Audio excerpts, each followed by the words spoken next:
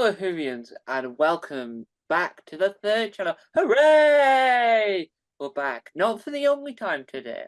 Now, this is the brief bit of, I like to call admin, and we're going to stick with that. So, after you watch this interview, or before, depends on how impatient I am, you will be seeing a opening, a really terrible opening of a box, literally. I haven't finished opening this, how terrible it is. The box is like dangling off. This the items inside broken. I can't return it. The box is literally like falling apart.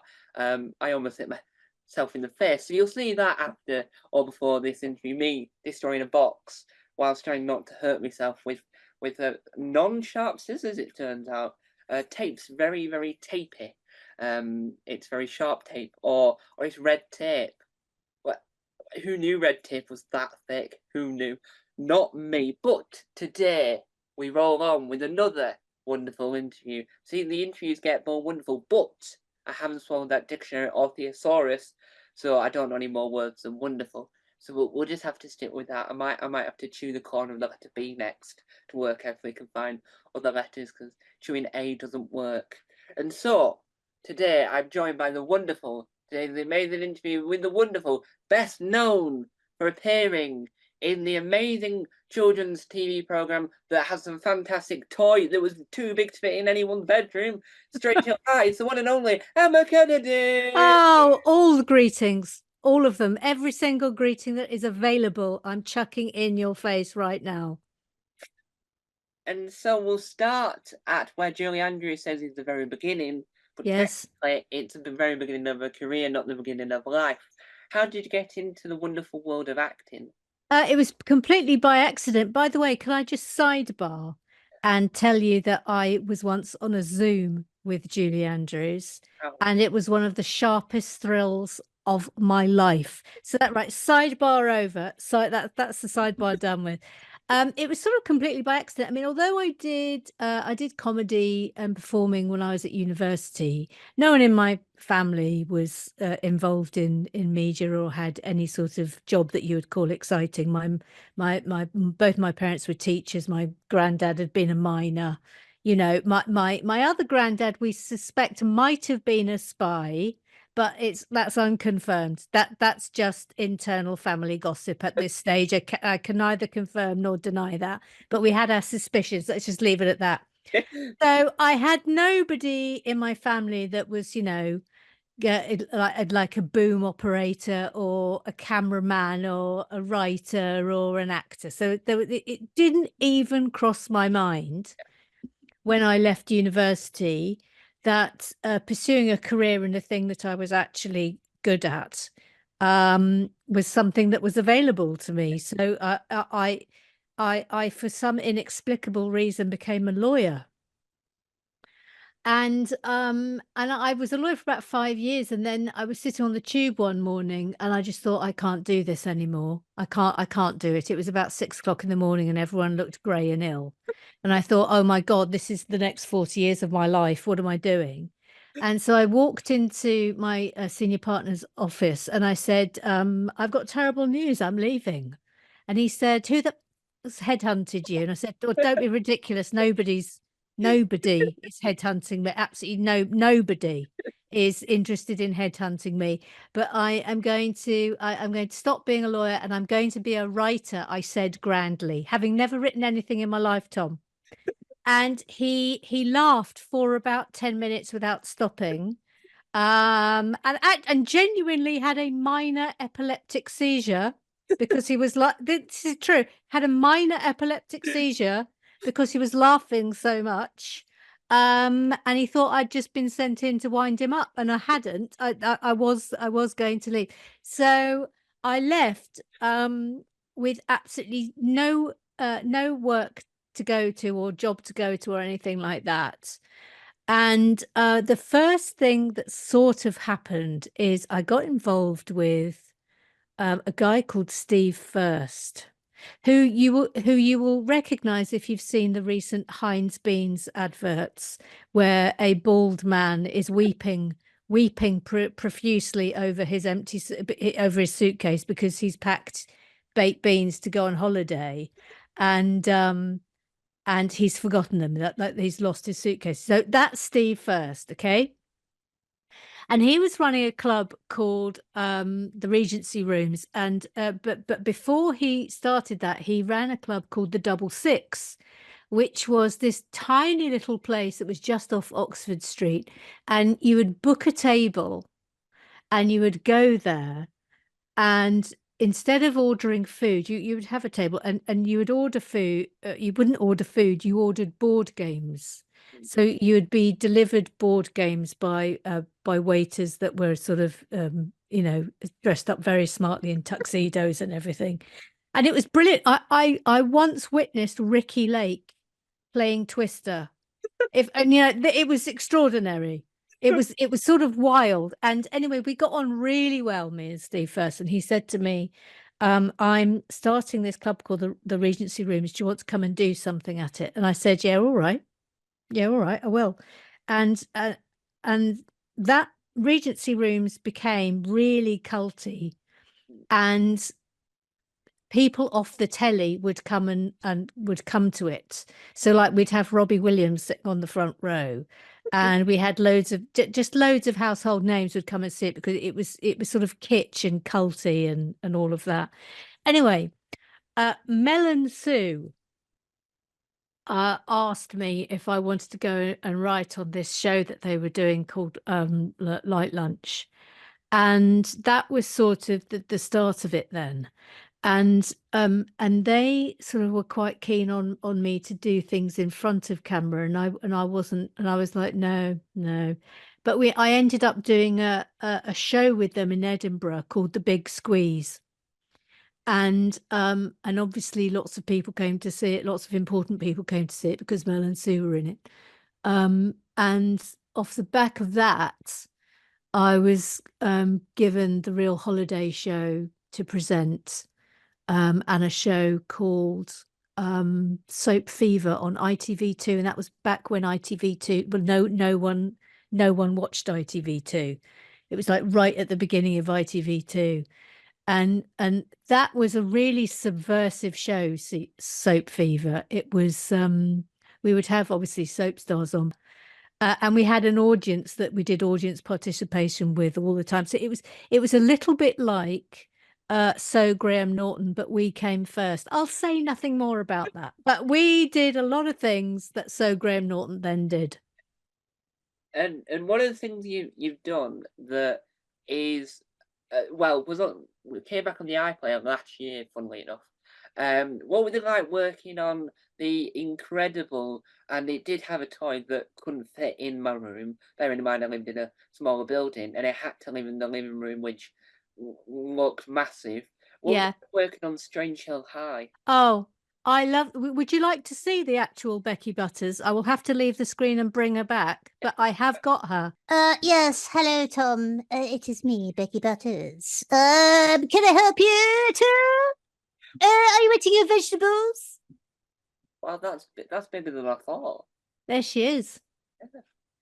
And She's cool, isn't she? It's brilliant. Absolutely brilliant. But yeah, I mean, it was the most fantastic job to work on. I mean, not least because I got to work with Josh Weinstein, who wrote Simpsons and Futurama, and he's an absolute genius. But we had just the grandest time in the voice room. The late great Caroline Aherne, she was fantastic.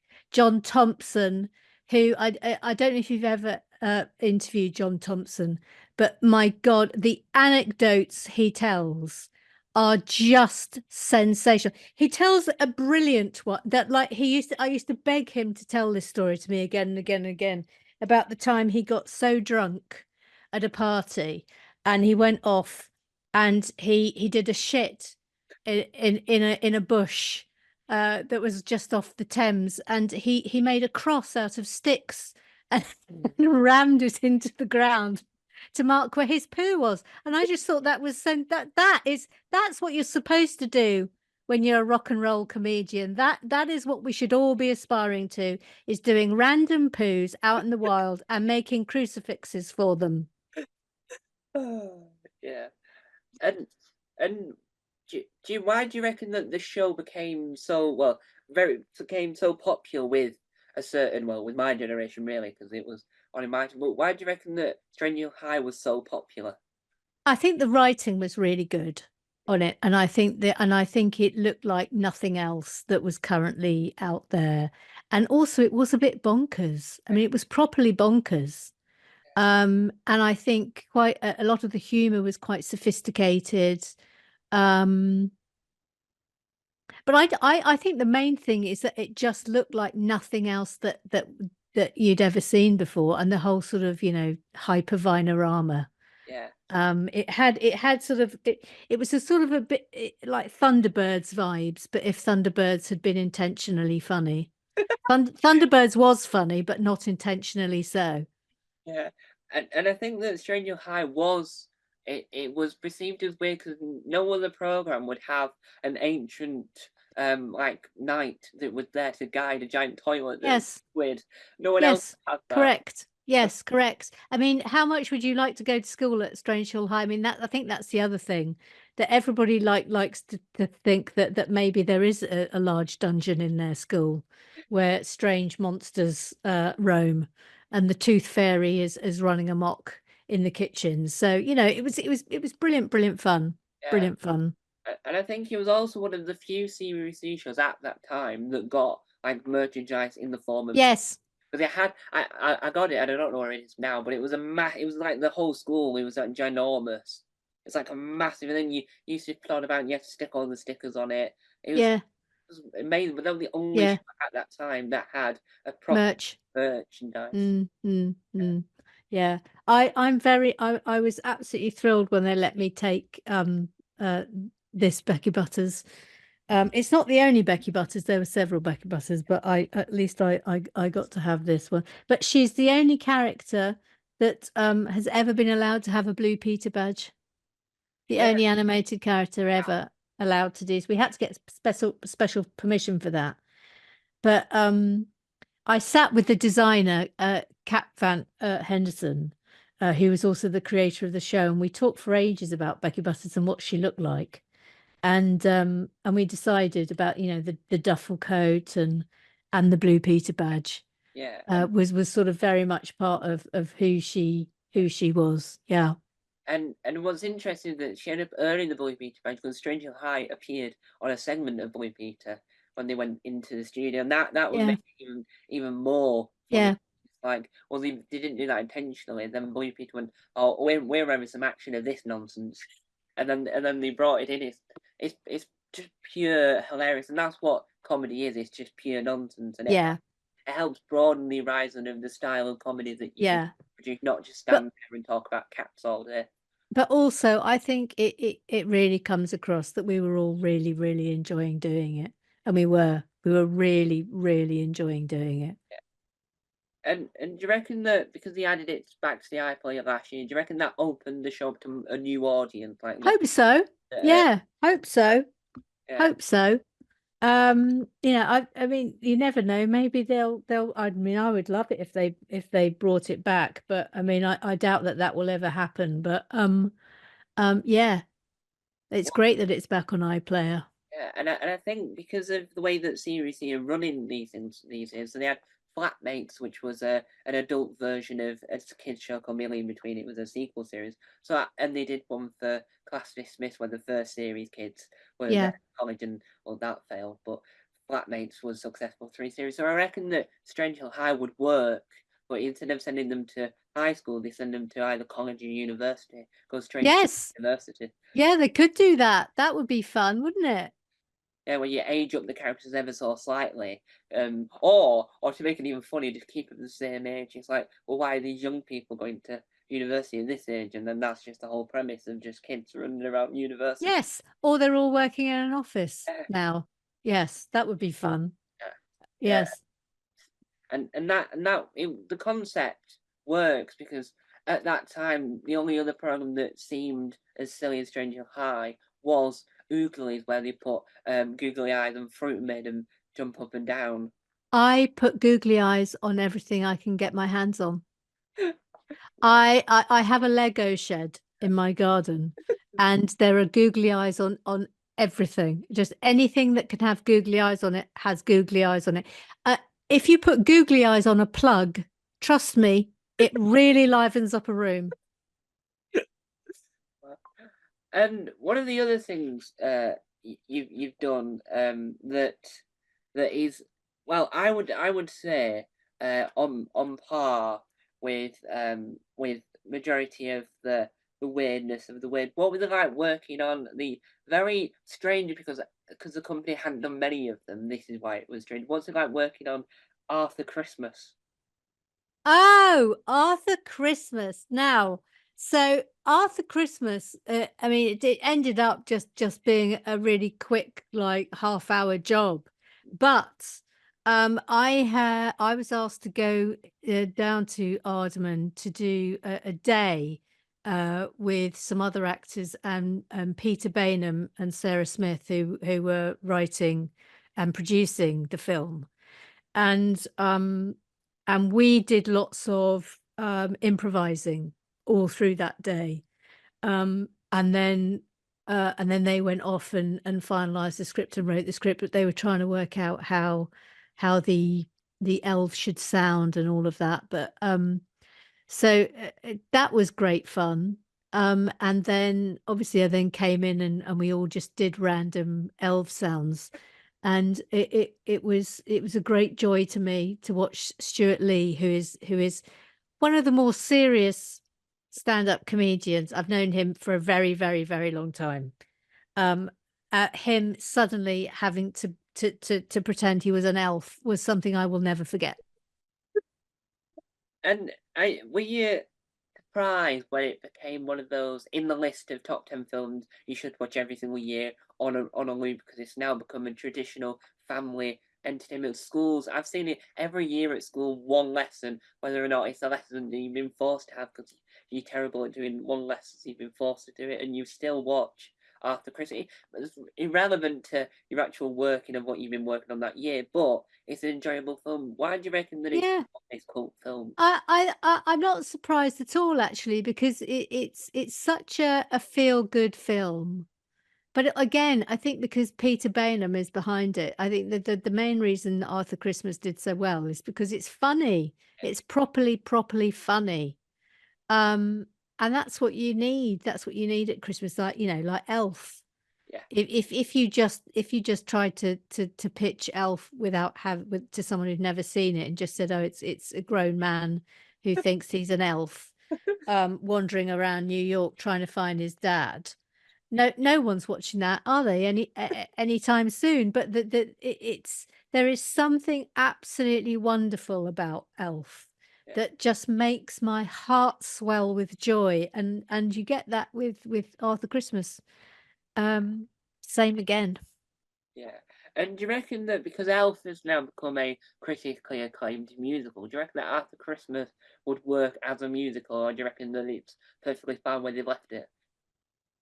No, I don't think it would make a good musical. I mean, it might, but I can't see it because I think you'd lose the magic of all the little elves, and bearing in mind a lot of Arthur Christmas sort of happens in the sky. Yeah. So I mean, who knows? Peter Bainham can turn his hands to most things, and I think if they wanted to do it as a musical, they'd find a way of doing it as a musical. But it would probably be substantially different from the film. Yeah.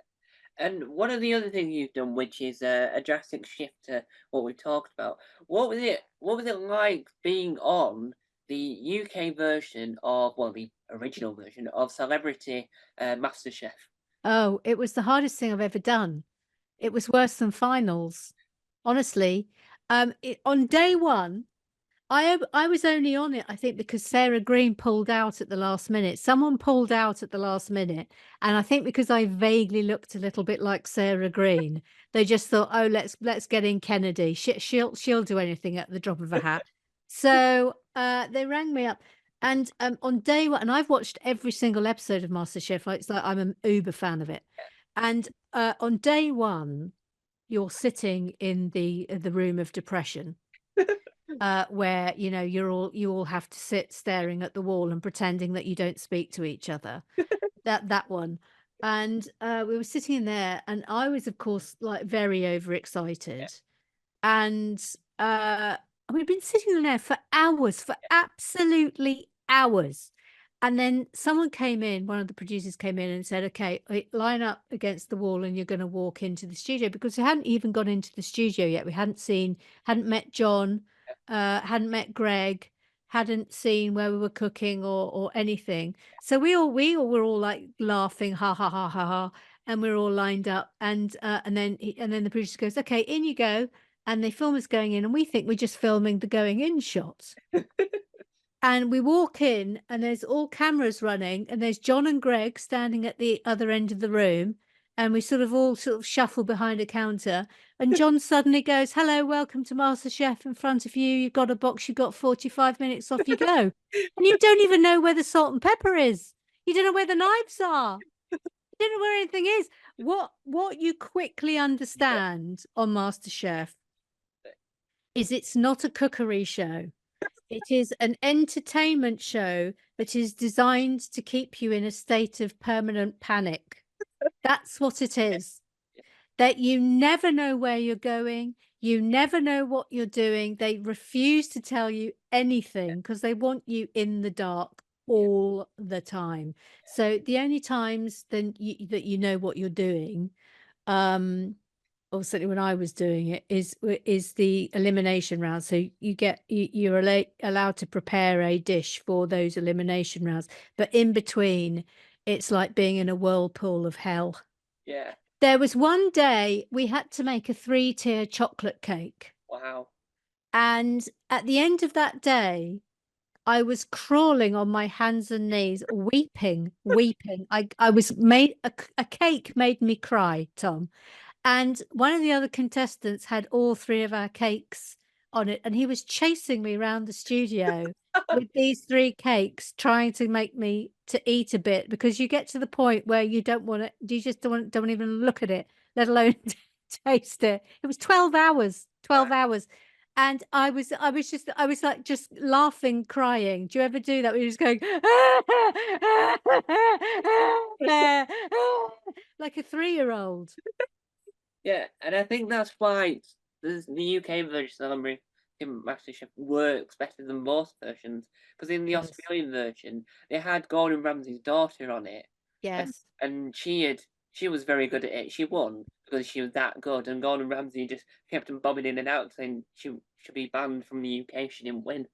So Yeah. she got told she was blocked out of leaving Australia, and I think that's why the UK version works so well, because they don't really get like well-known chefs involved. You get like people that they know would be entertaining and would Yeah. cause chaos. Like Yeah. when they did the puppet special, and then Mr. Bobby running at the end just to destroy everything. Yeah. And they watch him you just watch Greg Wallace going, Yeah. "Do my job. What on earth am I Yeah. doing?" Also, the other thing that I'm often asked about MasterChef is Greg and John, by the time they eat that food, it is stone cold. Absolutely stone cold. Because when the round is finished, the first thing that happens is that the cameraman has to go round and film everybody's dishes, and that takes about 30 to 40 minutes. Yeah. So it's probably an hour before John and Greg are actually tasting anything. Wow. And when they eat them, are you generally nervous, or are you just glad that they're finally eating your food? Well, yeah, I think you kind of have a sense of whether it's gone right or wrong. And I had one dish that was a disaster, and I got through that round by the skin of my teeth, because someone else had made a worse mistake. Otherwise, I would have been gone at that point. But I can remember I made myself a rule that I wasn't allowed to cook anything that I've ever cooked before for my elimination rounds. I thought, well, why not make it interesting? Because I sort of treated it like it was a cookery course, Yeah. really. And I cooked some duck breasts. And I'd never cooked duck breasts before, and I thought I had rested them sufficiently, and I hadn't. And as I was slicing into my duck breast to plate up, I thought, oh great, it's perfectly pink. This is this is brilliant. I've pulled this off. And then I started carrying the plates over towards the other room where the celebrities were waiting, previous winners were waiting to taste it. And I just looked down and saw this pool of blood all around the circumference of the plate, and it was like, oh no. Oh, here's your duck with some blood on the side. Enjoy. And when you was finished filming it and it was then ready to go out, did you sit down and watch it, or were you too nervous to sit there and going, "Oh no, I'm on MasterChef tonight"? Oh no, I did watch it mostly because my mother made me be with her because she tried to get it out of me whether or not I had won or not. Over a 6-month period, and she had cancer at the time, and she actually used the phrase, "Emma, I might die before it comes out. You have to tell me." I mean, she was a terror, and I still refused to tell her. I said, "Well, you're just gonna have to stay alive until the final. Bad luck." Uh, But yeah, so I would watch it. But it's fascinating watching it back because obviously you don't really remember loads of it because it just goes so fast. mm, I mean, the one that sticks out for me was the day that we did the outside catering on a TV set. Oh, what was it? What was the show called? I can't remember. I can't remember. It was one about three old detectives or something. Anyway, new tricks, yeah. new tricks. That was it. And we decided we are going to make custard from scratch, which is a very different thing from catering custard, which is just powder and cream. And we'd put loads of effort into making proper creme anglaise from scratch. And Michael had been stirring it with with every atom of his being to get it to the right consistency, and it was beautiful.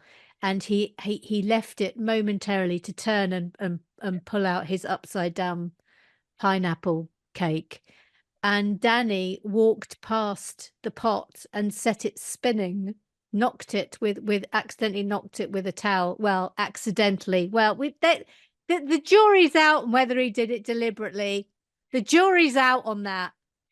But if you told me that 24 hours in police custody were interested, I wouldn't be surprised. But anyway, and it started spinning like this, and then it just fell all down Michael and all over the floor. And at this point, I was so in the groove and ingrained that my first thought wasn't, oh no, I must check that Michael hasn't been burnt by some hot custard. My first reaction was, where's the mopper? We need to get more custard on.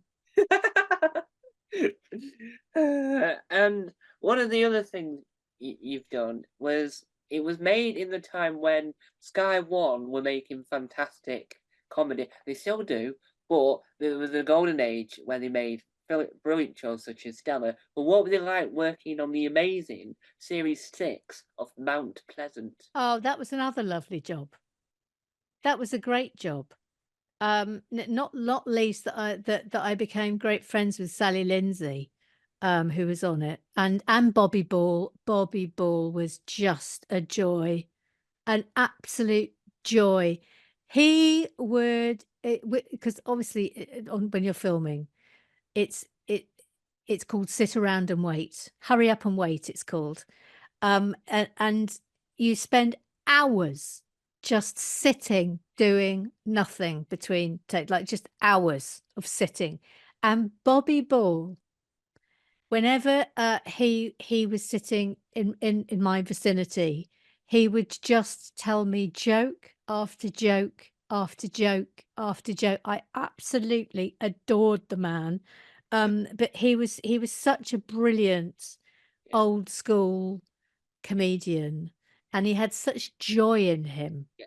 That's what I loved about Bobby. He had real joy in him. But yeah, no, Sally Lindsay and I chummed up proper to the point that we actually went to a haunted hotel together at one point. that was an experience. And why do you reckon that Sky One were making such beautiful sitcoms at that time? I Because think they had the money to do it. They had the money to do it. It is a big, it's a big thing. I think Sky went through a phase where obviously they were trying to build up their brand because not many people had Sky.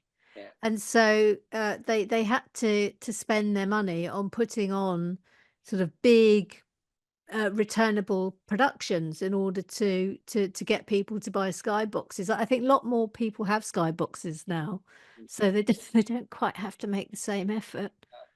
well, at the moment when you think of well, it's now Sky Max, which one Sky One, they don't really have other than Brassic. They don't really have Mm, the returning. They don't have yeah, but I mean, but don't you find that there's just vastly less comedies yeah, on at the moment? Certainly when I was growing up, there'd be a sitcom on every night of the week. yeah, Every single night of the week, there'd be a sitcom on, mm, and now, I mean, I'm struggling to think of certainly any that are apart from Not Going Out and Mrs. Brown Boys, ones that are shot in the studio. yeah. They just don't do it anymore. They Yeah. just don't do it. And I think that's what needs to be revived because they do other comedies that are technically now Mm, comedy dramas because mm, ITV are doing a new one with Stephen mm, Hopper, but they don't mm. call some people call it a comedy drama and ITV Well, call it a drama themselves. yeah, I think it's a bit of a sneaky get out saying comedy drama because it's basically this is going to be quite funny, but it's not funny enough. Yeah, and Whereas if you said, but also it's interesting in the way audiences will then respond to things is that if you say it's a comedy or it's a sitcom, people are instantly sort of come with quite harsher expectations. Whereas if you call it a comedy drama, then it's like if this occasionally makes you chuckle or smile, then job done. yeah, Whereas I think the attitude, if you say this is a comedy, and again, it's same with reviewers as well, yeah, but like Sally Wainwright, Happy Valley is a comedy drama, yeah, really. It's not a drama, it's a comedy drama.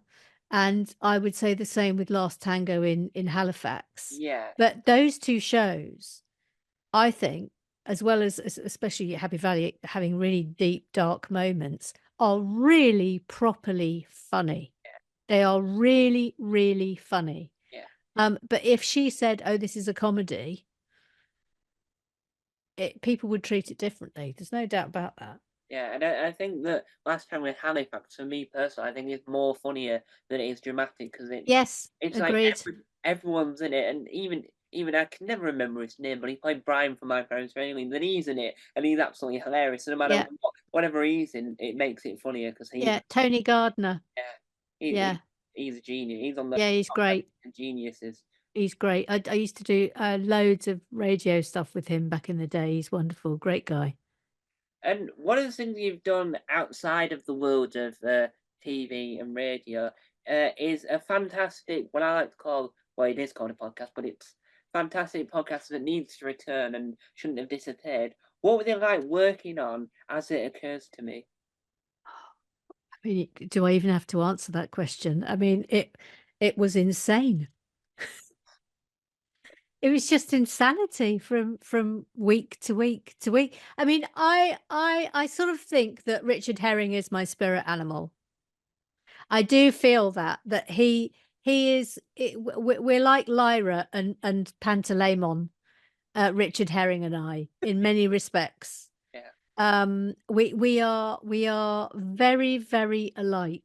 It still sort of astonishes me that we didn't come out of the same womb.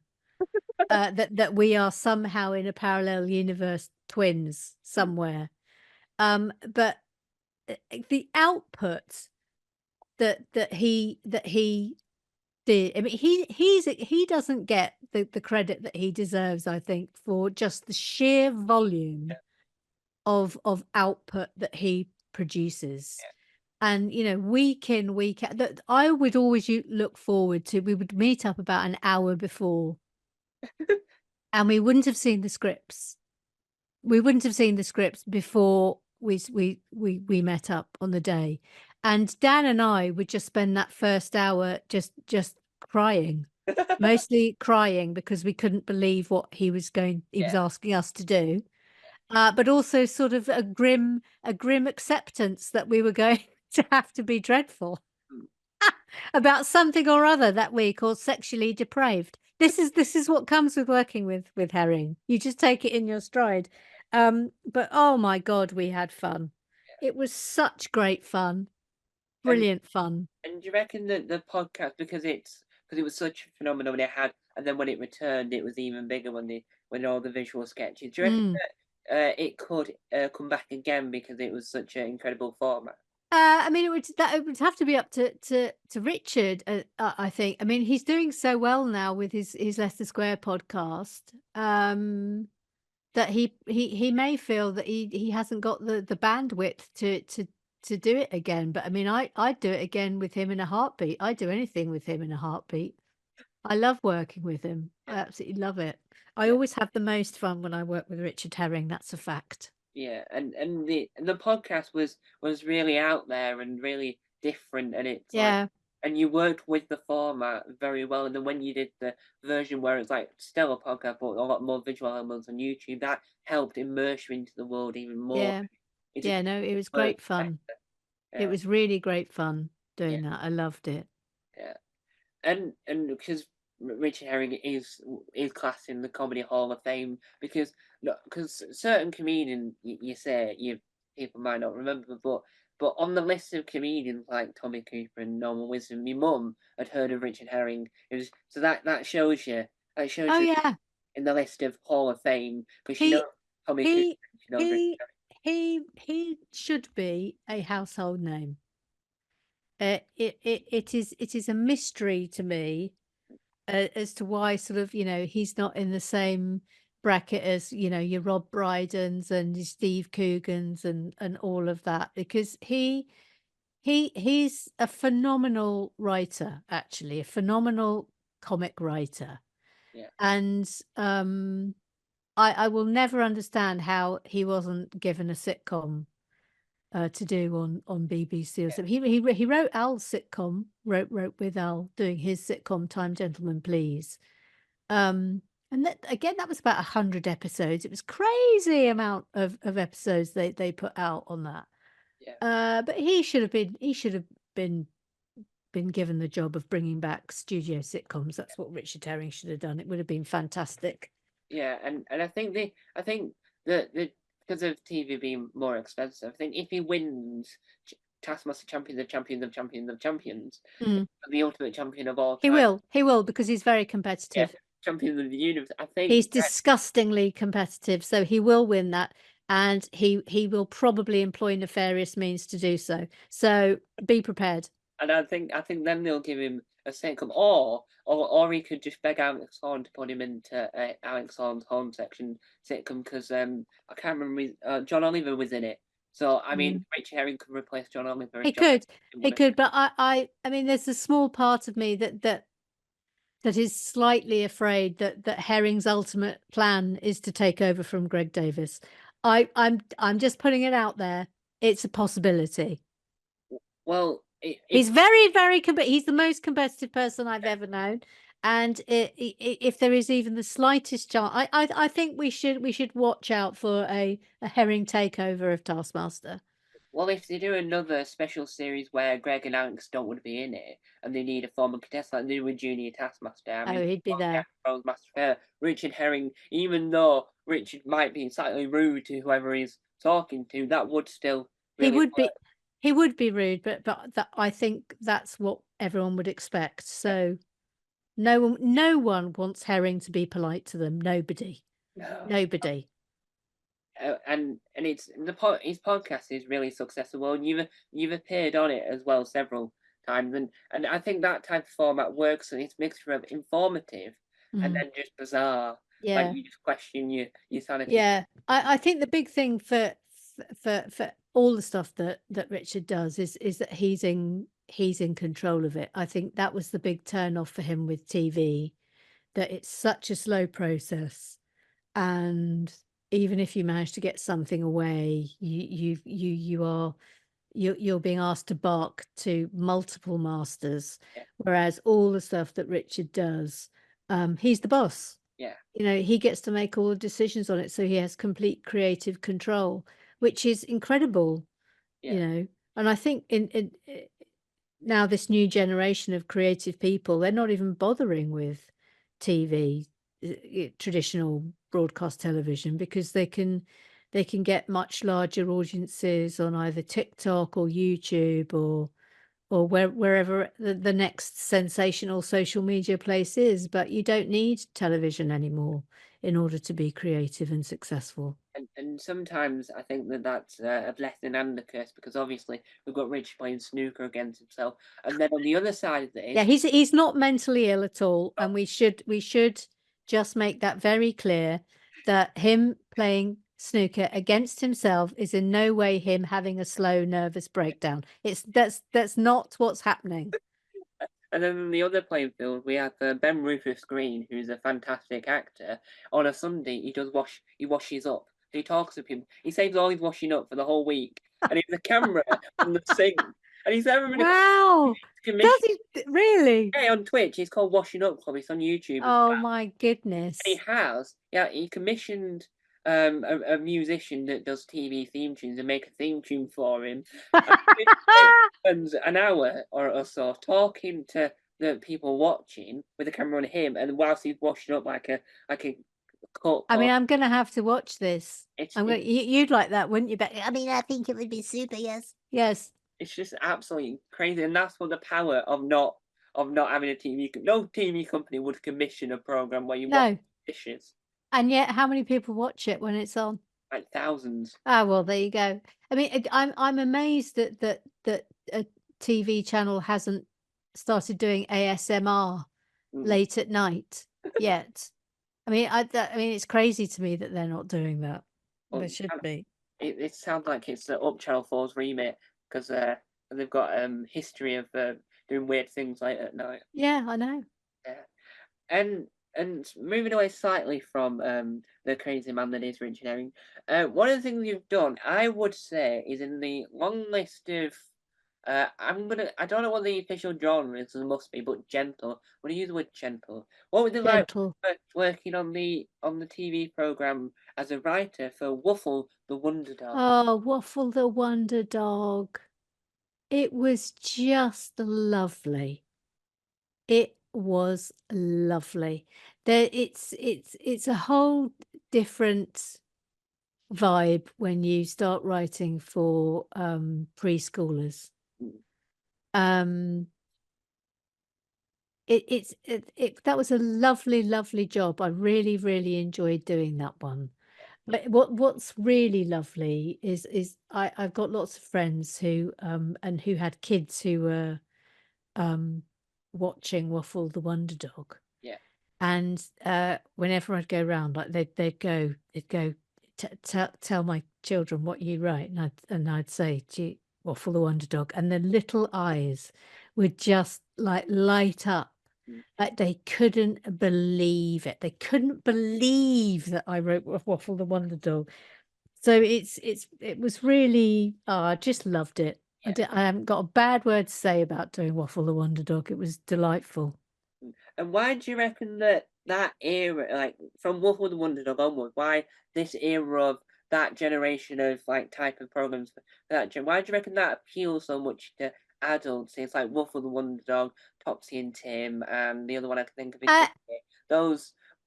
It's probably because they're being forced to sit down and watch it with their children. Yeah. It's that. So you know that we would occasionally try and slip in jokes that would go over children's heads. We certainly did that with Strange Hill High. Yeah. But I think if you watch all of Waffle back, I think I got a couple of jokes in that would have gone way over children's head, but were it directly aimed at the parents who are watching it. Yeah. And that happens quite a lot. It happens a lot in American kids where they try and add in adult jokes. But I think I think one of the weirdest ones is when they slip in swear words, but you make sure that it's like blurs the lines. Yes. There's a Tracy Beaker film where one of the characters swears, but if you pay a lot of attention, you hear the character saying on the list of swear words that Ofcom wouldn't allow now.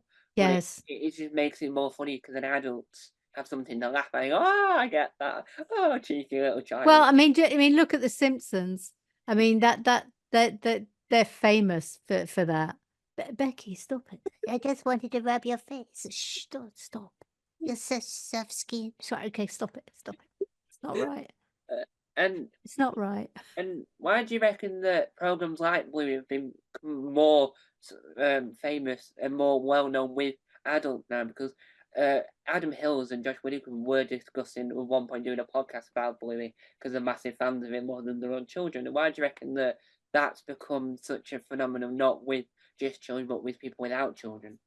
Well, I mean, obviously, it's just ripe for comedic harvesting, isn't it? Things like Bluey. And there is something very funny about adults seriously discussing children's programs like Pingu. Yeah. You know, like really dissecting them like they are Lost. Yeah. Or Game of Thrones. And I think we need more of that. Yeah. That or The Night Garden, which was ripe for adults to discuss what was actually going on in that program. But I would definitely watch like offshoots of Bluey where grown-ups discuss precisely what the hell happened in that episode. Yeah, well, and really, really dig into it. Yeah, well, Sky Kids. Some of the clangers. Yeah, well, Sky Kids brought a new version of In the Night Garden now, where it had this monster that would just lull the character into a dream and sing to him, so that they manipulate the dream. It's like the Dream Lord in Doctor Who, and they manipulated like Igglepiggle's dreams to make it like, the weirdest dream ever, and then wake up going, "Oh, I was all a dream," and then they just start singing as they walk away.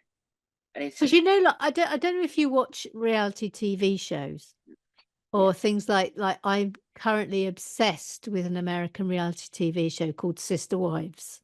Yeah. And it's which is about one man who's got 4 wives.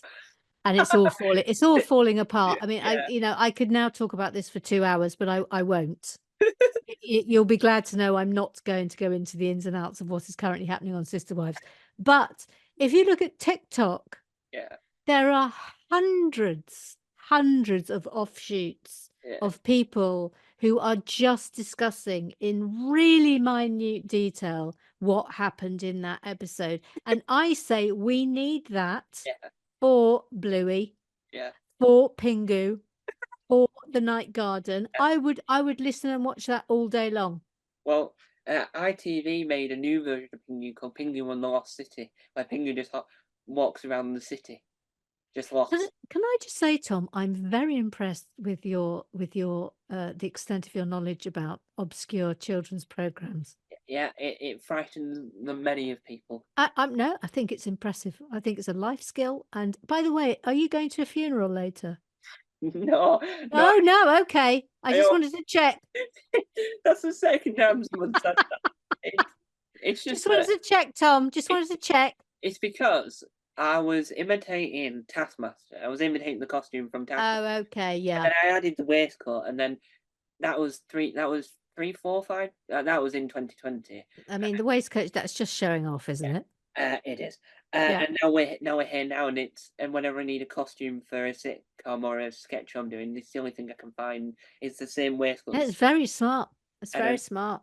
And a black it's the black tie that does it. If you had a different tie on, it would look less funereal. Children's TV is one of those areas that is on its knees, as they say, because obviously channels are I think all television's a bit on its knees at the moment. I think it's really hard to get things commissioned.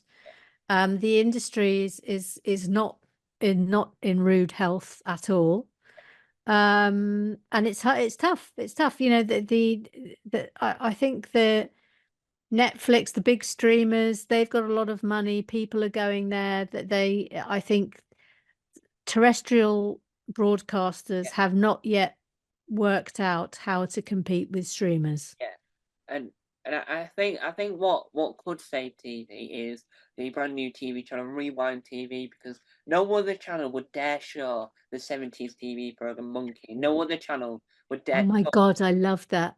And so I they, love that show. they rewind, Sitting a bit on a mountain top. See, this is when TV shows used to have good theme tunes. Monkey Magic, yeah, Monkey Magic. and that's Oh, I when loved it. and so Rewind TV is bringing Dixie. Rewind TV is bringing back the whole terrestrial. They're showing shows that no one else would dare touch. Yeah, Rhubarb. No Rhubarb, brilliant, else would touch Fine Romance with Judi Dench in it, apparently. brilliant sitcom. And no, I mean, like, even That's TV only repeat Benidorm and Shameless on a loop, Mm, and it's like, well, But also, I mean, I have to say that the fact that they're having to show repeats is because they haven't got money to make original programming. yeah. And one of the things you've worked on that is going to be, I reckon that it might beat Last of Summer Wine, and I reckon it'll beat some American record somewhere. I know American sitcoms run for like 4 million years, but what was it like working in the 10th series of the amazing sitcom that you can sit and watch for hours and forget what's happened in an episode because it's so many, and you can rewatch them forever and never remember? What was it like working in Lee Mack's fantastic, glorious sitcom Not Going Out? It was, again, fantastic experience. He is a genius. Lee Mack is incredible. Again, it's just someone who is completely at the top of his game and totally understands how sitcoms work. And it's really hard. Sitcom writing is really hard, and it's really hard to get them right. And the fact that he's able to do it again and again and again is incredible. But of course, I got to work with Bobby Ball again. So yeah, again, just great. Nothing but positive experience, that not going out. And do you reckon that Not Going Out will save the studio sitcom format because it keeps getting renewed and renewed, and not many people hate it like they do Mrs. Brown's Boys? I don't know if it will save the sitcom, but I think what it does do is it shows that there is an appetite for studio sitcoms. What we really need is for the next Lee Mack to come along and to stick to their guns and to not want to do a single camera handheld cool sitcom. I think this is another problem, is that studio sitcoms are perceived as not being cool. And a lot of comedians don't want to be seen to be sort of uncool. But it's there for the taking. And if someone can get it right, I mean, I would love to see a sitcom written by Daisy May Cooper, because she's someone who is brilliant in the room. And I think she would do an absolutely cracking sitcom, a studio sitcom. But you know, these people have to want to do one. And that's the big difference.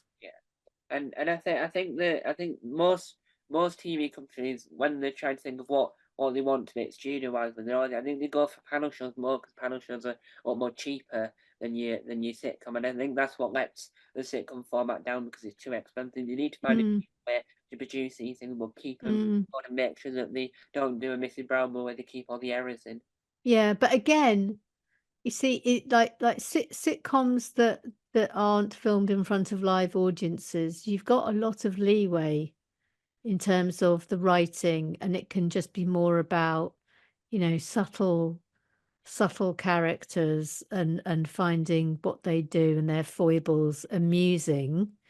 But studio sitcoms require laugh out loud, out loud laughter from audiences. So the writing that is required for studio sitcoms is, I think, the hardest writing that can be done. And people underestimate how hard it is to write comedies. It's from experience way harder to write comedies than it is to write drama. One of the other things you do is you write. I'm gonna use this word, but there might be a better word if I at that thesaurus. But you write beautiful books. What was it like writing your book called Letters from Brenda? Oh, that was tough. That was tough. So, my mum died 10 years ago now, and it affected me really deeply for so many reasons. But my mother, who was the most charismatic person I've ever known, she was also the hardest person I've ever known in terms of having to deal with her when she was having well there were two, there was good Brenda and there was bad Brenda, and when she was bad Brenda it was really, really difficult. So we were left always with a sense that she had almost certainly had an undiagnosed mental illness, but we never knew what it was. And so when she died, I had loads and loads of questions that were unresolved. And 3 years after my mother died, my dad sold the house that I'd grown up with and that they had lived in. And the new owner got in touch with me and said that they'd found a suitcase in the attic, Yeah. and it was full of letters to me from my mother. And would I like them? I mean, as if I'm going to turn around and say, "Nah, it's all right, chuck them out."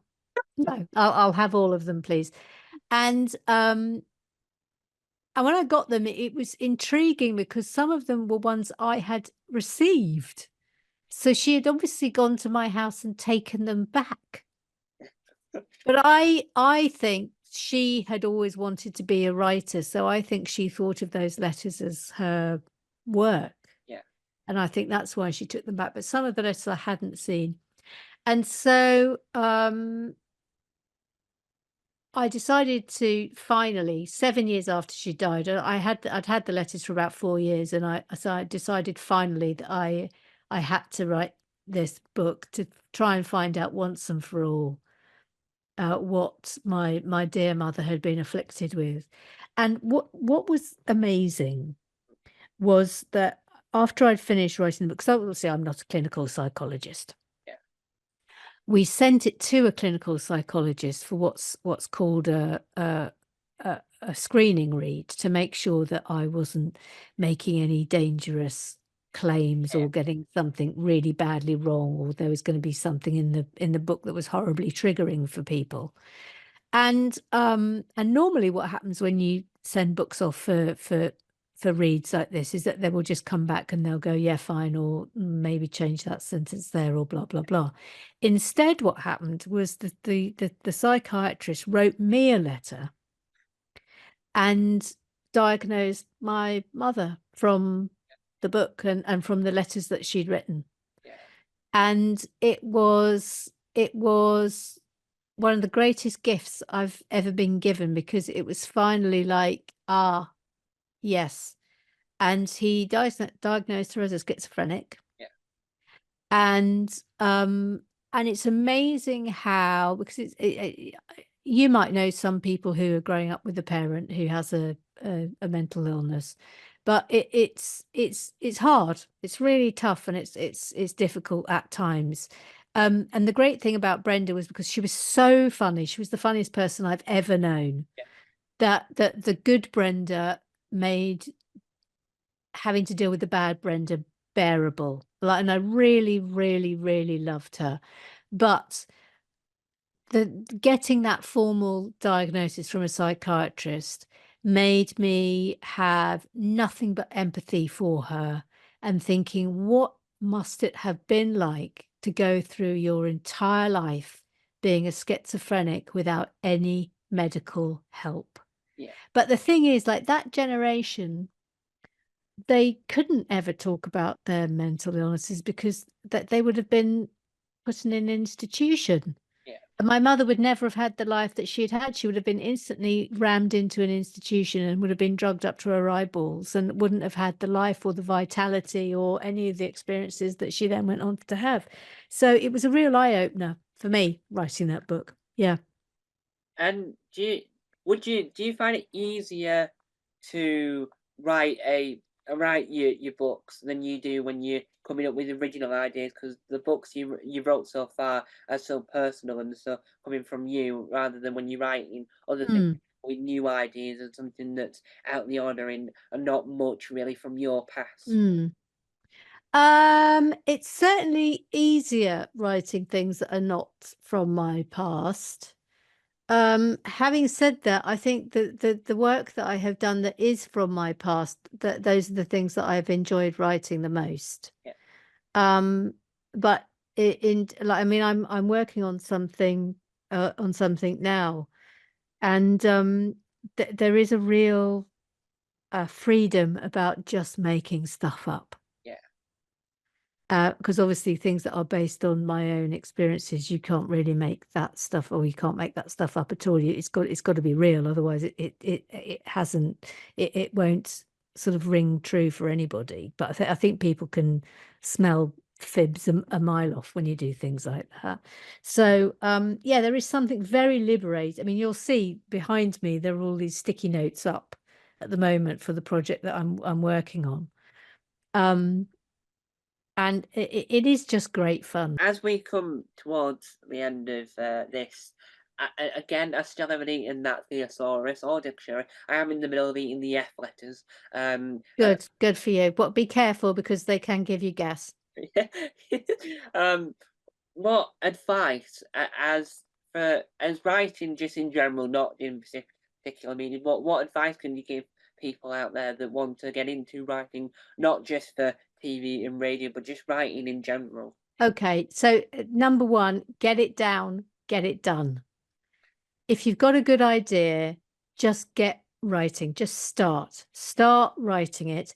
It's going to be rubbish the first time. Your first draft will be rubbish, and your first draft will not be what you end up with. And I think that is the big lesson, is that you don't have to get something right for the first draft. The first draft is for you, and for you only, to work out whether your idea is working, and whether it flows, and all the characters are doing what they need to do, and your plot is working. Second drafts are where the proper work begins. The first drafts are just an act of attrition. So I would say that and don't be precious about what you've written. If you seek guidance from somebody who knows what they're talking about, listen to them, because the big part of being a writer is being able to take criticism, constructive criticism, and being able to chuck out great chunks of things that you've written that you might be in love with but don't work. Yeah. And so now we're at the finishing line of this epic and legendary and a wonderful interview. Yes. Where can people find you? Don't give away your home address, but online, where can people find you? I'm MK67 on Threads. I'm active on there now. I have left Twitter, although I am back on it at the moment for the election. I'm on Instagram. Yeah, I mean, I think I've got a website. It's all the usual things. And is there any upcoming projects people can see, hear, or read that you? Yes, I've just finished recording the second series of Why, the podcast that's for curious people who don't understand science. I've just I'm working on a film with Katie Brand, and I am working on what I hope will be my next book. There we go. Thank you for letting me interview you. And so It's been a delight. Thank you, Tom. And so there we have it. Now, to see more from me, and I'll demonstrate my prior joke. See me try and open this more sensibly than I already did. Then that'll be coming later today. The adventures of trying not to destroy a box and what's inside it. The what's inside is the exciting bit. That's why it's been ripped to shreds, because I'm that excited to get into it. And there'll be more from me, because obviously I run 21 YouTube channels and 14 podcasts. You can't get more of me. But if you watch the main channel, you'll see two new videos tomorrow. One is the average Friday midnight, just after midnight review, the latest episode of Doctor Who, and the other one is showing you what I got for my wonderful birthday. So there we have it. And remember, no, I've forgotten.